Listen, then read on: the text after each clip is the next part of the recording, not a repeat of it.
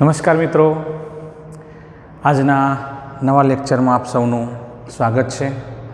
મિત્રો, lecture number 10. આજે આપણે અગાઉ તમે જે ટૉપિક ભણી ગયા છો, જેને આપણે સોલેનોઇડ તરીકે ઓળખીએ છીએ, એનું એક બે પરિણામ આપણે મેળવવાના છે. ખાસ તો ગઈકાલે અથવા તો ગઈ વખતે આપણે જેના વિશે જોયું હતું, પ્રેરકત્વ એટલે શું અને તેના પ્રકારો જણાવો. એમાં આપણે પ્રકારો કીધા હતા અન્યોન્ય પ્રેરકત્વ અને આત્મપ્રેરકત્વ. મિત્રો, આત્મપ્રેરકત્વની વાત પછી કરીએ, પણ અન્યોન્ય પ્રેરકત્વમાં આપણે કીધું હતું કે એક ગૂંચળામાં તમે પ્રવાહ પસાર કરો તો એના ચુંબકીય ક્ષેત્રને લીધે બીજા ગૂંચળામાં ચુંબકીય ફ્લક્સમાં ફેરફાર થવાથી બીજા ગૂંચળામાં પણ પ્રેરિત પ્રવાહ ઉદ્ભવે છે અને એ પ્રેરિત પ્રવાહ એ આપણને અન્યોન્ય પ્રેરકત્વ નામની રાશિ આપે છે, જે સંબંધ આપણને સમપ્રમાણતાનો હોય એમાં વપરાતો જે અચળાંક છે એના દ્વારા રજૂ થાય છે. મિત્રો, આપણે એવો જ એક પ્રશ્ન લીધો છે. અહીંયા પ્રશ્ન આપણે વાંચીએ. લાંબા સમઅક્ષીય સોલેનોઇડ, અક્ષીય એટલે જેને અક્ષ એક જ હોય એવા લાંબા સોલેનોઇડ માટે અન્યોન્ય પ્રેરકત્વ સમજાવી તેનું સૂત્ર મેળવું. મિત્રો, પહેલાં આને સમજી લઈએ. લાંબા સોલેનોઇડ કોને કહેવાય? સોલેનોઇડ મુખ્યત્વે બે પ્રકારના આપણે લઈએ છીએ, લાંબા સોલેનોઇડ અને ટૂંકા સોલેનોઇડ. મિત્રો, લાંબા સોલેનોઇડની હું વાત કરવા માગું છું, જેમાં આપણે વ્યાખ્યા કહીએ અથવા તેને સમજૂતી કહીએ અથવા તો આપણી જે એના વિશેનો અર્થ કહીએ આ પ્રમાણે છે. સોલેનોઇડની લંબાઈ એ એની ત્રિજ્યા કરતાં ખૂબ જ મોટી હોય. ત્રિજ્યા કરતાં ખૂબ જ મોટી હોય એટલે વ્યાખ્યા હું આવું કહી શકું. સોલેનોઇડની ત્રિજ્યા તેની લંબાઈને સાપેક્ષે અવગણ્ય રીતે ખૂબ જ નાની હોય. અવગણ્ય રીતે ખૂબ જ નાની હોય તો તેવા સોલેનોઇડને આપણે લાંબો સોલેનોઇડ કહીશું. એની લંબાઈ ખૂબ જ મોટી છે, એની સાપેક્ષમાં ત્રિજ્યા અવગણી શકાય અથવા તો ખૂબ જ નાની છે એવા સોલેનોઇડને આપણે લાંબો સોલેનોઇડ કહીશું. હવે એનાથી વિરુદ્ધ બોલીએ કે જે સોલેનોઇડની ત્રિજ્યા તેની લંબાઈની સાપેક્ષે અવગણી શકાય નહીં તેવા સોલેનોઇડને ટૂંકો સોલેનોઇડ કહે છે. મિત્રો, આપણે અહીંયા લાંબા સોલેનોઇડ લીધા છે બંને. જોઈ લઈએ, આપણે આકૃતિ અહીંયા દોરેલી છે. મિત્રો, તમારી સમક્ષ એ આપણે પહેલાં સમજી લઈએ. ચલો, પહેલાં તો સમઅક્ષીય. તો તમને આ વચ્ચે જે લાઈન દેખાય છે એ સમઅક્ષીય છે. આ બંને માટે એક જ અક્ષ છે એટલે સમઅક્ષીય બંને સોલેનોઇડ મૂક્યા છે. એક નાનો સોલેનોઇડ તમને દેખાતો હશે, જેને નામ શું આપ્યું છે? S1. તો આપણે કહીશું S1 સોલેનોઇડ. S1 સોલેનોઇડની ત્રિજ્યા નામ આપીએ આપણે R1. શું નામ આપ્યું? R1. અને એકમ લંબાઈ દીઠ આંટાની સંખ્યા આપણે અહીંયા N1 કહીશું. જે તમને અહીંયા નાનો સોલેનોઇડ હું બતાવું છું એ છે, જેને નામ શું આપ્યું છે આપણે? S1. એની ત્રિજ્યા R1 અને એકમ લંબાઈ દીઠ આંટાની સંખ્યા આપણે લીધી N1. ચલો, હવે એનાથી થોડોક મોટો, આ બંને લાંબા સોલેનોઇડ છે. લંબાઈ બંનેમાં સરખી છે એવું વિચારીએ છીએ, સમાન લંબાઈ ધરાવતા એમ આપણે કહીશું. L1 L2 નહીં પણ સ્મોલ l બંને માટે કોમન છે એવા સમાન લંબાઈ ધરાવતા આ બે સોલેનોઇડ સમઅક્ષીય મૂકેલા છે. એમાં S1ની વિશે વાત કરીએ. હવે S2 વિશે વાત કરીએ. મિત્રો, તો S2ની ત્રિજ્યા કેટલી આપણે લીધી છે? જુઓ, S2. તો S2 સોલેનોઇડ માટે મિત્રો ત્રિજ્યા R2 અને એકમ લંબાઈ દીઠ એકમ લંબાઈ દીઠ આંટાની સંખ્યા, આપણે આમાં N1 લીધો, અહીંયા N2 લઈશું. શું લઈશું આપણે? N2. જોઈ લઈએ આપણે આ જે વાદળી ચોકથી દોરેલો જે આપણને સોલેનોઇડ છે, મોટો સોલેનોઇડ જે બહારનો છે, આ બહારનો સોલેનોઇડ કહીશું, જેને નામ શું આપ્યું છે આપણે? S2. અંદરનો સોલેનોઇડ કયો છે? S1. ચલો હવે હું તમને બહારનો કહું, તમે સમજી લેવાનું કે મોટો સોલેનોઇડ S2 છે. બહારના સોલેનોઇડ S2ની ત્રિજ્યા કેટલી? R2. લંબાઈ તો એટલી જ છે. હા, એમાં આંટાની સંખ્યા એકમ લંબાઈ એટલે લેવી હોય તો કેટલી લેવાય? N2. ચલો મિત્રો, ખ્યાલ આવી ગયો. હવે આપણે S1 સોલેનોઇડ માટે, S1 સોલેનોઇડ બધા મિત્રો ધ્યાન આપજો, માટે આપણે N1 બરાબર આવું લખીએ છીએ. જુઓ, N1 બરાબર કેપિટલ N1 ભાગ્યા L. સાહેબ ક્યાંથી લખ્યું તમે? તો આપણે એના શબ્દ જ બોલીએ છીએ. જુઓ, એકમ શબ્દ આવી જાય તો એને છેદમાં મૂકવાનું, અને લંબાઈ લીધી. હવે S1ની લંબાઈ અને S2ની લંબાઈ તો એક જ છે. કેટલી છે બોલો? L. તો લખી જુઓ. હવે તમે વ્યાખ્યા બોલી શકો N1ની. એકમ લંબાઈ દીઠ આંટાની સંખ્યા એટલે N1. ચલો, આના ઉપર તમે N1 બરાબર શું મૂકી શકો? N1 બરાબર N1L આવું મૂકી શકાય. જોજો, N1L. એ પ્રમાણે S2 સોલેનોઇડ માટે, હા બોલી જાઓ, N2 બરાબર શું થાય? N2 બરાબર યસ N2 કેપિટલ N2 ભાગ્યા L. તો N2 બરાબર સૂત્રનો કરતા બનાવો N2ને, તો N2 small n2 into L. મિત્રો, આવું આપણને પરિણામ મળે છે. ચલો, આ સિવાય આપણે થોડું ધારી લઈએ છીએ. ધારો કે જે અંદરનો જે સોલેનોઇડ છે, જેને આપણે S1 સોલેનોઇડ કીધો છે, એનો નંબર 1 આપ્યો છે, એમાં જ્યારે વાત કરીશું પ્રવાહ, તો I1 લઈશું. અને S2 જે બહારનો સોલેનોઇડ છે, એમાંથી પ્રવાહ જ્યારે કહીશું ત્યારે આપણે I2 કહીશું. શું કહીશું આપણે? I2. ચલો, આપણે અહીંયા એનું સૂત્ર મેળવવું છે પ્રેરકત્વનું. જોડે જોડે એનું સૂત્ર અને એને સમજૂતી પણ લેતા જઈએ છીએ. મિત્રો, S2માંથી I2 પ્રવાહ પસાર થતા અથવા તો પસાર કરતા ચુંબકીય ક્ષેત્ર ઉદ્ભવે છે. એને ચુંબકીય ક્ષેત્રનું સૂત્ર શું થશે? B2. સોલેનોઇડ માટે આપણે આવું બોલીએ છીએ, μ0 Ni. ખ્યાલ હશે તમને? μ0 Ni. જે નંબર છે એ નંબર જ આપણે આપવાનો, μ0 N2 I2. એટલે મિત્રો, જે બહારનું સોલેનોઇડ છે એનું ચુંબકીય ક્ષેત્ર B2 આપણને મળ્યું. હવે એવા ચુંબકીય ક્ષેત્રમાં પેલો S1 સોલેનોઇડ આવેલો હોય તો આને લીધે S1 સોલેનોઇડના ચુંબકીય ફ્લક્સમાં ફેરફાર થાય, કે જેના આંટાની સંખ્યા કેટલી છે? N1. એટલે S1 સોલેનોઇડમાં ઉદ્ભવતું ચુંબકીય ફ્લક્સ કેટલું મળે મિત્રો? N1. મેં તમને કીધું હતું, એક આંટો હોય તો 5, 2 આંટા હોય તો 2 3 આંટા હોય તો 3 એમ n આંટા હોય તો n5. એટલે આપણે એમ આવું લખીએ પણ નંબર જોડે બતાવી દઈએ, N151. ચલો, ખ્યાલ આવે છે મિત્રો?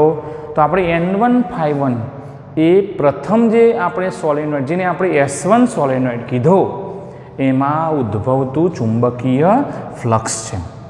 ચલો, નિયમ બોલીએ કે એકને કારણે S2માં જે પ્રવાહ પસાર કર્યો એના ચુંબકીય ફ્લક્સ ક્ષેત્રને લીધે, એકને લીધે બીજાના એટલે કે S1ના ચુંબકીય ફ્લક્સમાં ફેરફાર થાય છે. પરિણામે પેલો પ્રેરિત પ્રવાહ ઉત્પન્ન થાય છે અને આ ઘટનાને આપણે ચુંબકીય પ્રેરણ કહીશું. અને નામ આપવું હોય પર્ટિક્યુલર તો અન્યોન્ય પ્રેરણ કહેવાય. હવે આપણે નિયમ શીખી ગયા કે S1 ગૂંચળામાં S1 સોલેનોઇડમાં ઉદ્ભવતું ચુંબકીય ફ્લક્સ એ S2 સોલેનોઇડમાં પસાર કરેલા પ્રવાહ I2 ના સમપ્રમાણમાં હોય છે. મિત્રો N1∅1 બરાબર ચલનનો સંકેત આપણે દૂર કરીએ, સમપ્રમાણતા ચૂણ મૂકવાનો થાય તો M12 મૂકીશું. સાહેબ 12 કેમ મૂક્યું? તો S2 ગૂંચળાને લીધે, અહીં S2 સોલેનોઇડને લીધે S1 સોલેનોઇડમાં મળતું અન્યોન્ય પ્રેરણ અને અન્યોન્ય પ્રેરકત્વ એટલે S2 ને લીધે S1માં મળે છે ઘટના. શરૂઆત આપણે S2માં પ્રવાહ પસાર કર્યો અને પરિણામે S1માં ચુંબકીય ફ્લક્સમાં ફેરફાર થયો. ચલો I2 ખ્યાલ આવી ગયો. ચલો હું M12 ને સૂત્રનો કરતા બનાવું. મિત્રો તમે જોડે જોડે બોલતા પણ જજો, કારણ કે આપણે જેટલું રટન કરીશું, જેટલું બોલીશું એટલું આપણને યાદ રહેશે. ચલો N1∅1 ભાગ્યા I2, N1∅1 ભાગ્યા I2. મિત્રો એક થોડીક વાત આપણે ∅1 ની કરી લઈએ. ચલો ∅ બરાબર અમિતાભ બચ્ચન, અભિષેક બચ્ચન. નંબર આપો ∅1 A1. અહીંયા ખાસ યાદ રાખજો. કેમ? બે ગૂંચળાવાળું તંત્ર છે અહીંયા, એટલે બીજા ગૂંચળાના ચુંબકીય ક્ષેત્રને લીધે પ્રથમ ગૂંચળાના ચુંબકીય ફ્લક્સમાં આપણને અહીંયા મૂલ્ય મળે છે. તો ચલો હવે આપણે આગળ વધીએ. A1 એટલે ક્ષેત્રફળ, તો એને શું કહીશું આપણે? πr1², કારણ ગૂંચળું છે ગોળાકાર સ્વરૂપમાં, πr1². અને B2 તમારી નજર સમક્ષ છે, μ0 N2I2. ચલો આ બંને કિંમતો હું અહીંયા આગળ N1 મૂકી દઉં તો અહીંયા મારે N1 લેવાનું થાય. ચલો N1 પછી આ એમને મૂકી દઉં છું ∅1 ની જગ્યાએ. N1 મેં મૂક્યું, ∅1 ની જગ્યાએ મૂકી દઉં છું આ. ચલો πr1² μ0 N2I2 ભાગ્યા I2. હજુ મિત્રો આપણી પાસે N1 બરાબર છે. જુઓ ક્યાં? અહીં મૂકી દઈએ. મને અહીંયા N1L કિંમત મૂકું મને શું મળશે? N1L. કોની જગ્યાએ? આની જગ્યાએ મૂકું છું આ. બાકીના પદો એમના એમ. πr1² μ0 N2I2 ભાગ્યા I2. બોલો કોનો લોપ થશે? લોપ કોનો થશે બોલો? તો આપણે I2 નો લોપ થાય. I2 જતા રહે. ખ્યાલ આવી ગયો? ચલો હવે ગોઠવણી કરીએ. μ0 N1 પછી N2 πr1² L. જોઈ લો મિત્રો, આપણને જે પરિણામ મળ્યું M12 એ આ પ્રમાણે મળે. μ0 N1 N2 πr1² L. ચલો હવે આપણે પ્રક્રિયા બદલી કાઢીએ, પ્રક્રિયા ઉલટાવી દઈએ. હવે જે S2 માંથી આપણે I2 પ્રવાહ પસાર કર્યો હતો, હવે આપણે એમ કહીએ S1 માંથી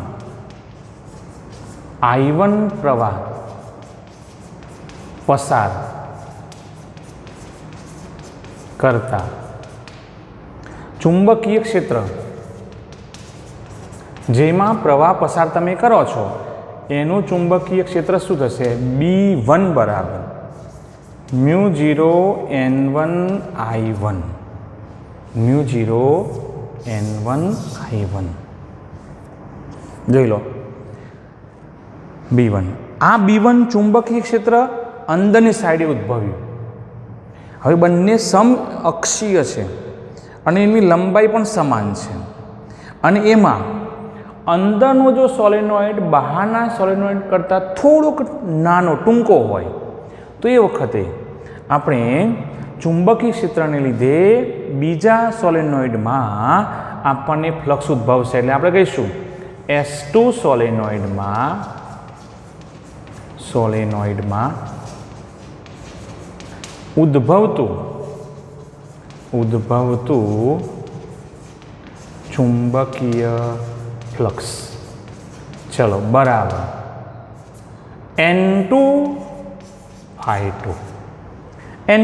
આની જેમ જ N2 ચલો N2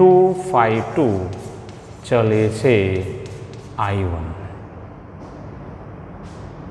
હવે આપણે થોડાક અહીંયા સીધા પદ મૂકીશું. N2 આની વાત કરીએ A1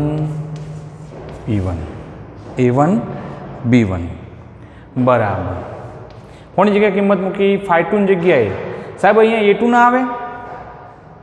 ના મિત્રો, આપણે નાનો સોલેનોઇડ જે S1 છે, જેની ત્રિજ્યા નાની છે એમ કહીએ, અંદરનો સોલેનોઇડ કે જે પૂરેપૂરો બહારના સોલેનોઇડની અંદરની બાજુએ છે, એટલે ચુંબકીય ક્ષેત્ર એ S1 સાથે સંકળાયેલું છે જુઓ, અને પરિણામે એનું જે ક્ષેત્રફળ છે એ અંદરની બાજુએ સમગ્ર રીતે પેલા બહારના સોલેનોઇડની અંદર રહેલું હોવાથી આપણે A2ની જગ્યાએ શું લઈશું? આપણે A1 લઈશું. ચલો M21 I1. ચલો M21 બરાબર સૂત્રનું કરતા બનાવો તો N2 A1 B1 ભાગ્યા I1. ચલો હવે આપણે સીધું પદ મૂકવા જઈએ તો આપણને અહીંયા આ પ્રમાણે આવશે. જુઓ N2 બરાબર શું મૂકીશું? N2L.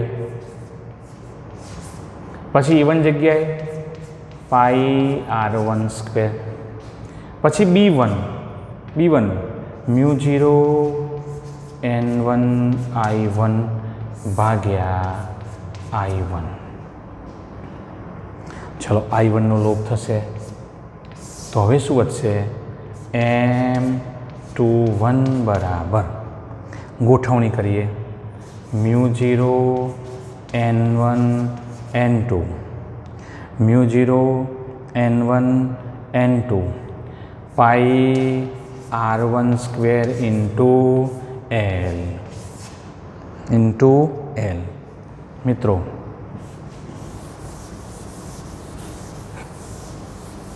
આ પ્રમાણે મળે.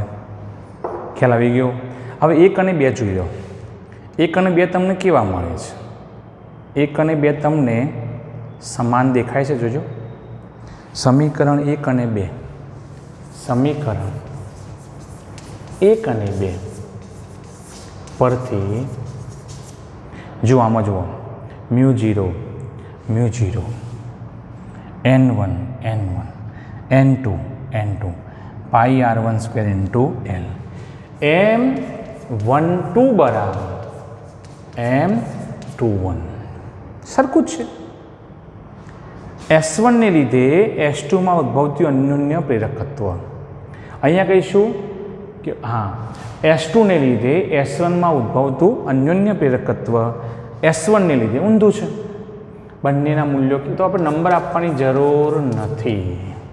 મિત્રો યાદ કરો, ગયા લેક્ચરમાં મેં તમને કહ્યું હતું કે તમે M12 લખશો કે M21 લખશો કોઈ જ ફરક નહીં પડે, કારણ કે અહીંયા મ્યુચ્યુઅલ ઇન્ડક્શન જે થશે આપણા માટે M એ સમાન જ થવાનું.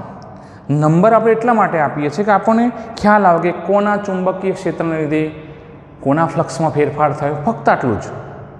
બાકી બંનેના મૂલ્યો કેવા છે? સમાન, જેને રેસિપ્રોસિટી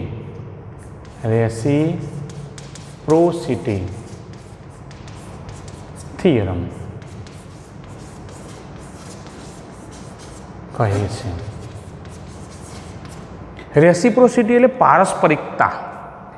એકબીજા સાથે અહીંયા એકબીજા ઉપર આપણે કહીએ ને પરાવલંબી ટાઈપનું એકબીજા સાથે સંકળાયેલું હોય અને એ પરિણામ આપણને જે મળ્યા છે એને રેસિપ્રોસિટી થિયરમ કહે છે. તમને પૂછે પ્રશ્ન લાંબા સોલેનોઇડના પ્રસંગમાં રેસિપ્રોસિટી થિયરમ મેળવો. આપણે આટલે સુધી જવું પડે. આ બધી વાત સોલેનોઇડમાં આપણે માધ્યમનો ઉલ્લેખ કર્યો નથી, એટલે માત્ર હવા તરીકે લીધું છે.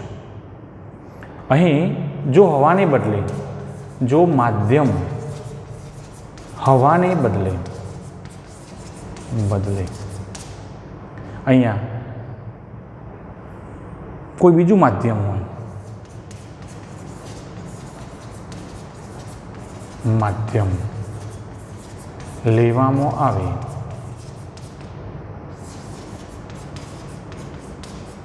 તો હવે જુઓ, આ સૂત્ર લઉં અથવા આ સૂત્ર લઉં, કોઈ પણ એક સૂત્ર બતાવું, સરખું જ છે. હું હવે એમ તરીકે જ બતાવીશ. એમ બરાબર, ચલો અહીં જોજો બધા. μ0 શું રજૂ કરે છે? શૂન્યાવકાશ, એટલે કે આપણા માટે હવા. એની જગ્યાએ મારે માધ્યમની પરમિએબિલિટી, પછી N1 N2 પાઈ R1² × L આવું લખાય. મિત્રો અહીંયા બંને વચ્ચે આપણે વાત કરીએ છીએ માધ્યમની સરખામણી, એટલે સાપેક્ષ પરમિએબિલિટી આપણે અહીંયા જાણીએ છીએ. સૂત્ર શું થશે? μ/μ0. આના ઉપરથી ચલો μ બરાબર શું થશે બોલો? μ0 μr.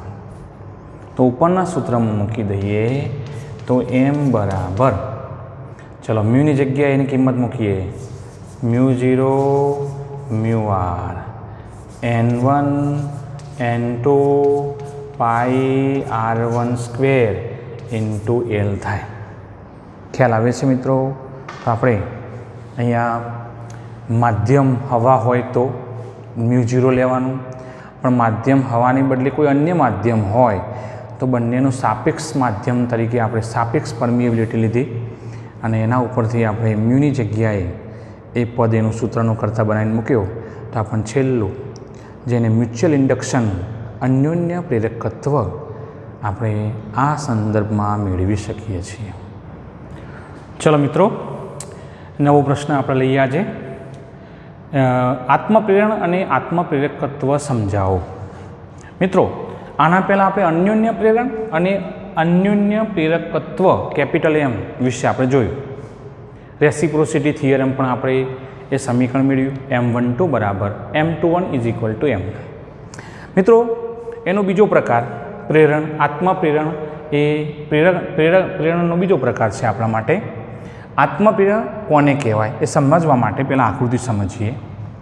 પહેલાંમાં મિત્રો 2 સોલેનોઇડ લીધા, એટલે 2 ગૂંચળા લીધા, અને 2 ગૂંચળામાં કોઈ એક ગૂંચળામાં પ્રવાહ પસાર કરવાથી બીજા ગૂંચળામાં ફ્લક્સમાં થતા ફેરફારને લીધે પ્રેરિત EMF ઉદ્ભવે છે. બસ એ ઘટનાને અન્યોન્ય પ્રેરણ કીધું. એમ અહીંયા એક જ ગૂંચળું દેખાય છે, આ એની અક્ષ છે. એક જ ગૂંચળાને આપણે બેટરી કળ દ્વારા જોડી અને અહીંયા આ પ્રમાણે આકૃતિમાં દર્શાવ્યું છે. પ્રવાહ ચાલુ કરીએ આપણે, તો આ ગૂંચળામાં એક જ ગૂંચળામાં જ્યારે પ્રવાહનો ફેરફાર થતો જાય, આપણે આ ચાલુ બંધ ચાલુ બંધ ચાલુ બંધ પણ જોડે કરતા રહીએ, મૂકતા જઈએ કાઢતા રહીએ, મૂકતા જઈએ કાઢતા રહીએ, તો ટેપિંગથી મૂકીએ.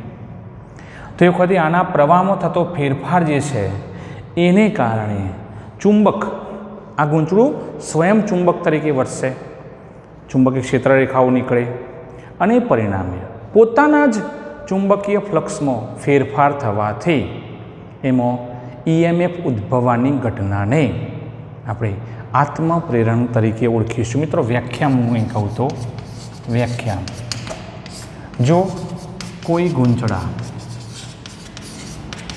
ગૂંચળામાં પસાર થતા પ્રવાહના ફેરફારને લીધે તે જ ગૂંચળાના ચુંબકીય ફ્લક્સના ફેરફારને કારણે ગૂંચળામાં EMF ઉદ્ભવે છે.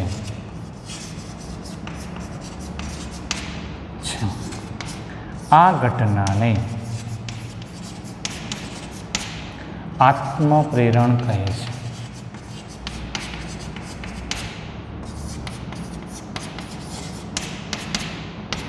વાંચવી છે વ્યાખ્યા? વાંચો ચલો. જો કોઈ ગૂંચળામાં પસાર થતા પ્રવાહના ફેરફારને લીધે આ ગૂંચળામાં આપણે આઈ પ્રવાહ પસાર કરીએ તો એમાં સતત ફેરફાર કરીએ, ચાલુ બંધ ઓન ઓફ કરીએ, તો એ વખતે આ પ્રવાહના ફેરફારને લીધે આ ગૂંચળાના ચુંબકીય ફ્લક્સમાં પણ ફેરફાર થાય છે અને પરિણામે એમાં EMF ઉદ્ભવે છે. આ ઘટનાને આત્મપ્રેરણ કહે છે. મિત્રો ધારી લઈએ આપણે, ધારો કે ગૂંચળામાં કેપિટલ N આંટાઓ રહેલા છે.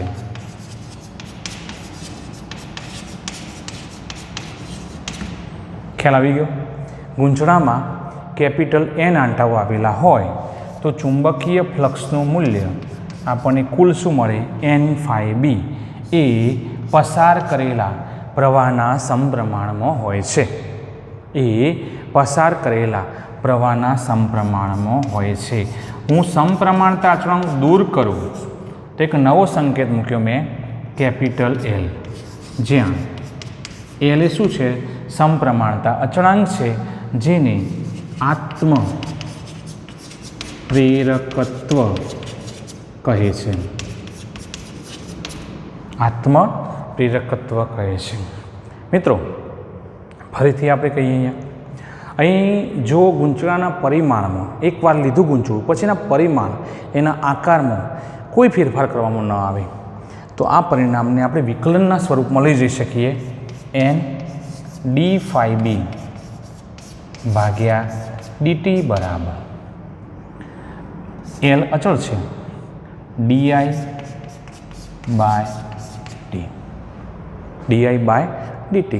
મિત્રો અહીં આપણે જોઈએ, આપણે થોડુંક દેખાય એ પ્રમાણે આપણે બાજુમાં ચલો ઓકે. હવે આપણે ફેરાડેનો નિયમ જાણીએ છીએ. ફેરાડેના નિયમ મુજબ પ્રેરિત EMF E બરાબર -N dϕB/dt. હવે N dϕ/dt તો આપણે મૂકીએ, આની જગ્યાએ મૂકીએ તો આ માઇનસ આ બાજુ જતું રહે, એટલે -E બરાબર આની જગ્યાએ L di/dt. ચલો તો E બરાબર શું થાય? -L di/dt.